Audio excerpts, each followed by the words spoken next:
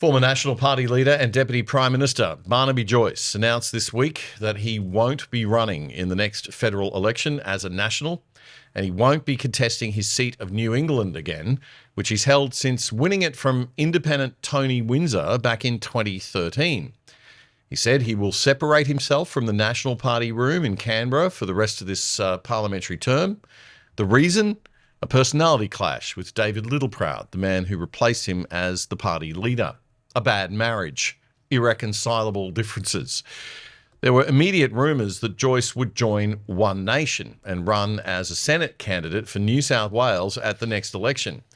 However, Joyce has since said that he'll be keeping his options open. And One Nation leader Pauline Hanson has said that the idea of Joyce becoming party leader is totally out of the question. Hanson says she's made the offer to Barnaby to join the party, and it's a choice now up to him.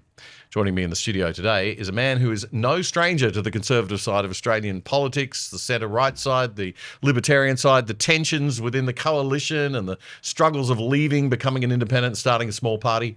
Former Liberal National Party Senator GERARD RENNIck, now the founder of the People First Party. Mr. Rennick, I call you now, I guess, because you're no longer a senator. Yeah, Gerard's fine. Yeah. Yep, or Gerard, of course. Yeah. But how sort of reminiscent or memory-inducing is this, what you're watching play out with Barnaby Joyce here? Look, it's a little bit in terms of the One Nation speculation, because I had that the whole time I was a senator inside the LNP, and I had a similar situation whereby I'm not exactly sure of Barnaby's situation, but I got a phone call from James Ashby in the middle of all that COVID palaver. Now, who's he? He's the One Nation. Yeah, One Nation. Well, I'm not sure what his technical role is. Party president or something. Well, something along those lines. And we had a conversation, and then within a week, it was reported in the Courier Mail that I was going to join One Nation, and that wasn't true whatsoever. So that situation with Barnaby, whereby the story's got ahead of what's actually happened, is something I can relate to. In Barnaby's situation, I can understand his frustration whereby he was told by David Littleproud not to campaign outside of New England. Barnaby is a very good retail politician in the regions. If they'd have said to him, don't go into the cities, fair enough. He's not, necessarily palatable to everyone in the cities that vote conservatively, so that would have been reasonable. But to say to someone like Barnaby not to go into Marinara or up in the regional Queensland or regional Victoria, I think was being spiteful by David Littleproud. But look, Barnaby, the National Party has been good to Barnaby. Barnaby's been a leader of the National Party. My view is he should stay in the National Party and work to get the National Party away from the Liberal Party and work to make Matt Canavan the leader. And Matt Canavan, I know your podcast gets out to thousands of viewers, tens of thousands of viewers. Matt needs to stop sitting in the backbench in the Senate and actually step into the lower house and take the leadership of the National Party. And quite frankly, in my view, they need to split. The Nationals need to split from the Liberals. I've said on this show before that I think the coalition is actually two different products. Like, I'm thinking of it from a marketing sort of background, because that's my other background other than journalism. But I think those products are incompatible, and I think that they can't be merged and marketed to the electorate as one thing, because they're so fundamentally contradictorily different that they have to split. You can't be pro-net zero and anti-net zero at the same time. It's not like there's a middle road that you can find between two totally opposite positions. And I've often thought that it would make sense if they split along the existing party lines of Liberal and National. The problem is that you've got the sort of left-leaning Liberal Nationals and the right-leaning Liberal Nationals all mixed up together in the two parties. They're just going to keep selling a Frankenstein product to the electorate, and you're going to wind up with a Peter Dutton situation where, he goes out and says one thing and it upsets half of them, and then he says the other thing, and then he winds up looking like he doesn't stand for anything. Nobody votes for him and they lose. Yeah. Okay. How are we going to end this cycle of just this constant sort of division within the conservative side of politics? And if we don't have two distinct brands that people can vote for, and then they can swap preferences. Look, that's a great question. Nobody agrees with me, by the way, Gerard, so feel free to disagree. Yeah, okay. Everyone else disagrees. The difference is in the culture wars. And and I've said this a few times lately, we need to bring back a good old-fashioned class war, whereby what's really going on here, these culture wars are being used by the elites to divide people based on their identity instead of actually their economic well-being. And, as I've said, I've just come back from a trip around, southeastern Australia, And I've said we aren't interested in fighting the culture wars, because when you're fighting the culture wars, you're fighting on Labor's turf. We want to go back to fighting the economic war and talk about how the cost of living, Australians are being screwed on cost of living. They're being screwed by foreign multinationals and vested interests all the time. We've seen a number of examples of that this week, where Albanese signed a deal to sell $8 billion worth of minerals, so-called critical minerals, to the US, but yet we're going to invest another $1 trillion in funds of superannuation money into the United States. Well, 1% of $1 trillion is $10 billion in fees. So the US will get to clip 1% of that, which is $10 billion in management fees on an annual basis. So we're being shafted there, right? So these are the issues. So the reason why the coalition has been successful for such a long time, and the reason why it's stopped being successful now, is it's allowed itself to be dragged across to the culture wars and the Marx playing identity politics and Marxism, instead of actually going back to fighting on economic grounds, which is what the basis of the Robert Menzies party that was set up about. And Robert Menzies, by the way, said in his Forgotten People speech, the rich and powerful can look after themselves. He also said we should not go back to the old and selfish notions of laissez-faire. It's well worth mentioning. He mentions the word home 23 times in that speech, right? The Liberal Party has forgotten all about that. They've backed in, these institutionalised childcare centres. They've backed in compulsory superannuation. It just destroys the ability of someone starting off in their life to even save for a home loan, let alone pay it off, right? And this is why, you've got now the net zero thing sits in the middle of all of this, because it's part culture war, and obviously it is very economic. But the left use the culture war of, we're going to melt down in the next 100 years. And of course, our children have been brainwashed by that, because yet again, John Howard introduced the national curriculum. It wasn't the Labor Party. That was the worst thing that could have ever happened to education in this country, because that now is centralised it, and then when you centralise it, it can be controlled, and the left by the left-wing bureaucrats in Canberra. So the culture war side of that, and then you've got the economic reality of net zero, which is that it's going to kill us if we don't. The energy prices are going to just bankrupt the country. That's right. It puts us at a massive defence and security disadvantage to China. But yet again, that gets washed out in the whole climate change fear, right? So there's net zero, and then there's climate change, and then there's the economic costing, right? We need to be, I say we the Conservatives, we need to focus on the economic costing of it, and the fact that we're selling out to foreigners. I mean, all of our renewable products are imported, and it's 70% owned by foreign investment. Why on earth are we outsourcing our energy, just like we've outsourced our monetary supply, just like we outsource our labour supply? It goes on and on and on, and we need to, put Australia first. And the way we do that is by arguing a strong economic case. Yeah. I think also, do you worry? You were at the rally on Sunday. I was at the rally on Sunday. We're looking out at a sea of pretty angry men, young men mainly, a demographic, working class, right? Traditional Labor guys that probably, haven't been supported well by the Labor Party lately. Feel very alienated, feel very lost, don't have, trying to get a mortgage together, can't afford a house, because the economy's been so badly run, or looking at Australia that's just getting away from them, that they don't have any say in or are valued in. That's a recipe for social unrest, right, and trouble. Well, it potentially, it is a recipe, but and this is where we need good leadership to actually channel that energy into a solution, and not, social unrest. Because social unrest won't get us anywhere. And there is a solution, and the solution's very easy. We need to rebuild. Okay, we need to do what Lachlan Macquarie came here and did in 1812, when he came here after the Rum Rebellion. First 17 years of the colony, we relied on foreign currency. There was a drought in 1805. That foreign currency got repatriated. There was no currency left in the colony, so they started bartering rum. That literally went tits up.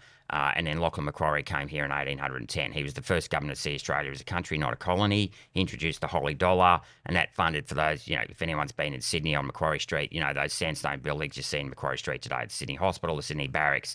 We need to start rebuilding again. That's what we need to do, because if we build more power stations, we build more dams, we build better roads, we build more ports, we can increase the supply of goods and services, which drive down the cost of living. Not only that infrastructure then can deliver recurring revenue. So this is built by the state governments. This is the model that Bjelke Petersen used back in the 70s and 80s when he opened up the whole coal basins, built more dams, built power stations. That recurring revenue then pays for schools and hospitals, okay? If you drive down and obviously overlaying that, building infrastructure and then tearing down all the regulation or, getting rid of all the regulation so we get back to doing business again. People can get rewarded then for their innovation, for their entrepreneurship, for their activity.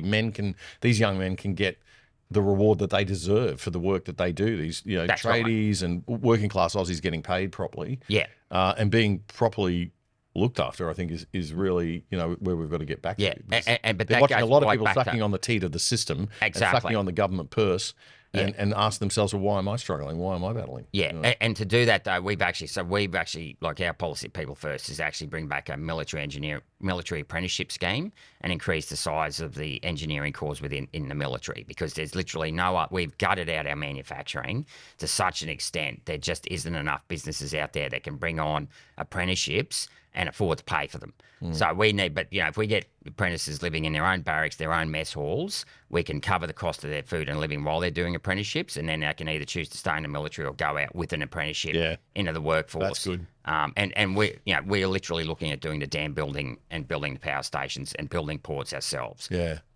The man who's the former Chief of Staff to Prime Minister John Howard and Australian ambassador, former ambassador to the US, and a Liberal Party senator like yourself, he was, Arthur Sinodinos. He's a big party heavyweight, I understand, still. Yeah. He told The Australian this week that Joyce's chance of blowing up the coalition will depend on whether the Liberals and Nationals can get their act together and essentially appeal to a broader group in the community. He said if that happens, One Nation will be marginalised. So he still thinks that the party can get their act together. Do you still think the party can get its act together, or do you think your vision of a new party is the way? No, it's both. So I do think that the Liberal Party can still get their act together. It's very tenuous, and the next election will be critical. They cannot afford to lose any more seats. Now, based on current polling this week, it showed that they could lose another 7 seats at the next election. If that happens, I can't see the coalition staying together. They do need a better leader than they've got, obviously, with Susan Ley, even though, personally, I don't think the criticism at Susan Ley is necessarily entirely justified from the point of view. It's symptomatic of the lack of depth in the Liberal Party, and this is yet again a product of the poor pre-selection process that they've gone through. Yet again, I was at a branch meeting last night over in Bowman, and I had a former Liberal Party member there, and she's left the party because she was basically vetted out. She wasn't allowed to run. It seems to me like they're almost trying to keep people out. They are. There is a small group of people who've got control of this party, and I don't know what is going on. But a lot of the decisions that are being made don't make marketing sense. They don't make political sense. They just don't seem to make sense. And so that would imply to me that non-commercial, non-sensible, non-best interest sort of the country sort of decisions are being made to protect a small group. That's exactly right. It does make sense from the point of view of the people that control the party, because they want to continue to control the party, and they don't want people coming in and basically undermining. So the party's controlled now for all intensive interests, by lobbyists and party apparatchiks who are, very tight. There's a very tight-knit bunch of people inside that party who are making a lot of money out of the party, and they don't want newcomers in. And when the pre-selection process breaks down, when they start vetting people out, you're not getting a genuine grassroots movement. So this is what People First is trying to do. But what we need, though, on the right is both a major party and a minor party. But a minor party, credible party that's an active grassroots campaign, that is an active... Keep the bastards honest. Keep the bastards honest, but it's got to have a policy platform, and it has got to appear to be credible. Now, Pauline and One Nation have had 30 years to set up branches. They've only started setting up branches now. They've never come across as credible. So when I was in Wagga, for example, I was approached, one of the independent candidates from the last federal election was there, and he was saying, a lot of people are annoyed with One Nation because they dropped a Queenslander into the seat of Riverina 3 weeks out from the election. Because of Pauline's profile, they got 7 or 8%, managed to get their 4% to get their money back. But the number of independents who ran only got 1 or 2%, right? Well, it's not enough. If you want to be the credible alternative to the major party, you've got to run candidates, a year out. They've got to be locally, homegrown. You can't be dropping candidates out from across the country into other seats. I mean, it might be next seat, sure, like in somewhere like Brisbane, if you're going between Lily and, Petrie, where you're literally a couple of blocks outside the electorate, you can get away with that. But, so what we want to do, our goal is to lift the standard of quality assurance and corporate governance inside political parties. We want to make people accountable. So we're going to have proper pre-selections. People can bring up policy, and we want to actually go back to campaigning, back into the community. Social media, it's grassroots and people-driven. And that's why it's called People First. Yeah, exactly. Right, because social media is very combative. And it's very polarizing, and you tend to get stuck in your own echo chamber. We want to go out and actually talk to people in the community and talk to those people who aren't necessarily engaged in politics on a day-to-day level, but still need, are looking for solutions from their government to solve the many problems they're facing. Great. All right, Gerard, stay with us, please. Sure. We're going to come back with some more different stories in a moment, so I'd like Gerard to comment on them, so he'll stick around for the rest of the show. We'll be back in a second.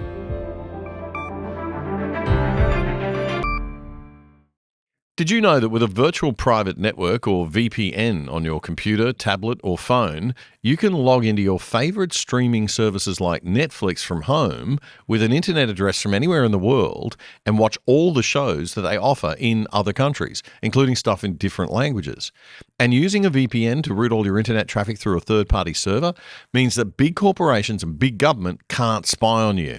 If you sign up now with private internet access, we think they're the best VPN servers out there, as a viewer of The Other Side, you can get 83% off the price of your subscription and get online for less than $3 a month.